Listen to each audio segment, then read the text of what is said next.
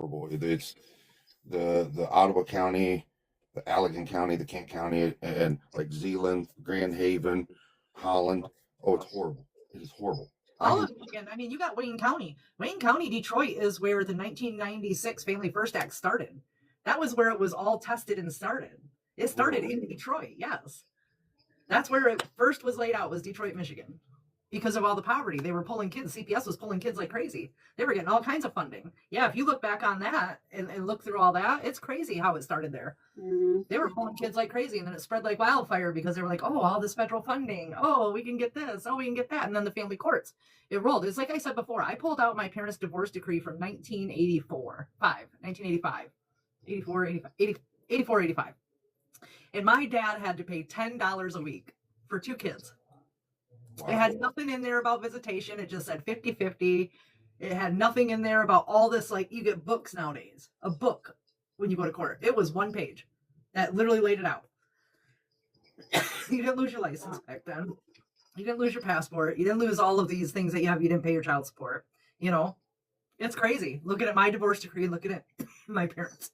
Well, I think the other thing too is I think that they're starting to hold judges accountable, which is a good thing. Like, I mean, I think we're going somewhere with all this family court reform, and I think, oh, Francesca just popped in. Let me send her a Hi, note. Fran. How you doing? I hope you're having the day you deserve. Our friend unblocks us when we're doing lives just so she can watch our lives, and then she blocks He us. knows who Fran is. I sent her an invite, but I don't know where she went. He was around. He was around back in the day with the original Fran days. He knows. Yeah, she just goes in there and gets my information and stuff like that, and then goes and talks to everybody else about it. We just say hi. We welcome her to come on, but she won't. Like, Yeah. we want her to come on. But she So won't. like I was saying, is it's actually pretty good that they're trying to hold these judges accountable, like, you know, with the judges judicial misconduct and like the other stuff. I have one here. Hold on, let me get it for you.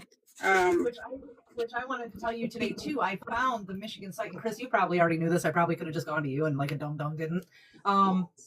Where you can file your grievances with the judges and stuff. The Michigan court, what's it called? The tenure, the what the heck is it called?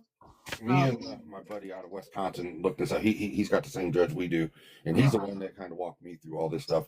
I haven't done this for quite a few years, so I'm a little rusty on all this, but I know what you're talking about. I was reading up on judicial immunity and all that stuff. Mhm. And what you can file and what you can file and what you can't file. But I found that site today, and I wanted to bring that up to you that I found it. Okay. But Yeah, it was also on there. It was on there about the lawyers and the judges too that have all had disbarred. Yeah, That's why I brought it up. Yes, because they've either had disciplinary action. Remember, because we were saying there's got to be one for Michigan. yeah. And that's where it's at. So sorry. Now, I remember, like, I've got a kid that's 32. Got one that would have been 26. I think he would have been 26. Yes.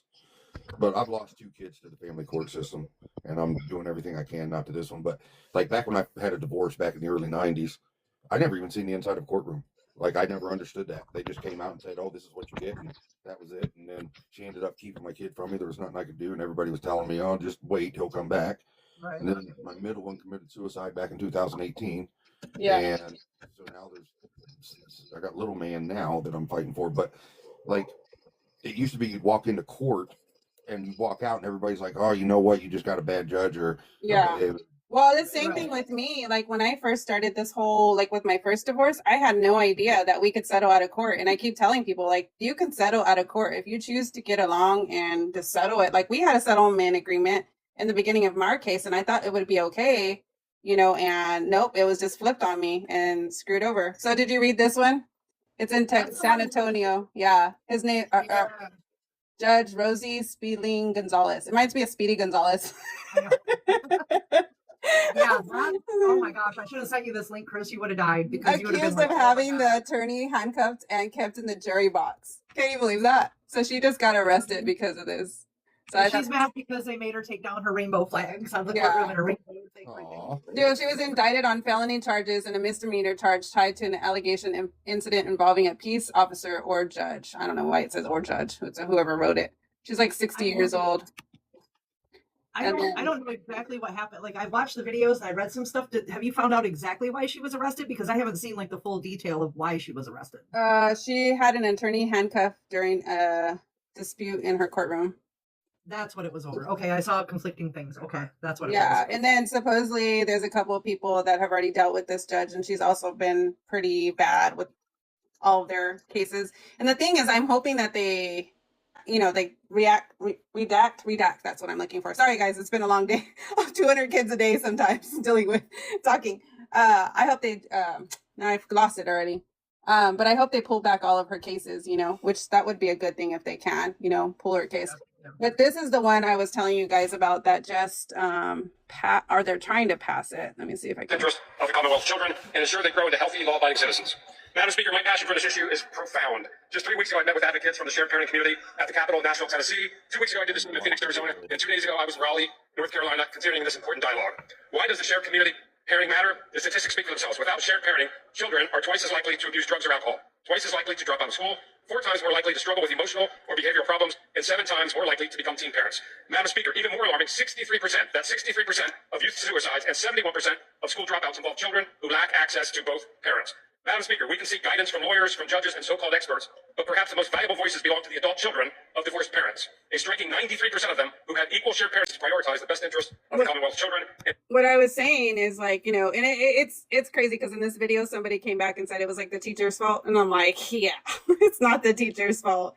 It's just our courts, our family courts are breaking these children, these families apart. And we need to have that foundation. We need to have that guidance. Like, the kids will play the parents against each other, and I know in personal conversations, me and Amanda are not going to put our personal conversations in this live, but we've talked about it, like how my child will do it, or my other 2 adult kids, because I have 2 adult kids, will do it, and they will try to play both sides, and they'll pin the parents against each other. And then once you put your foot down, dude, this is where you're at. You have both parents. And my case totally had a big wake up call. So hopefully my case will get a little bit better. But, Yeah. as far as. Even we started talking about in the beginning of the live about, the traumas of court, PTSD, CPT, or maybe I was talking to someone else about that. Anyway, sorry, go ahead. I was looking at my notes and going over, my brain went. Welcome to being almost 50. No. Yeah, well, Okay, I'll play the next one.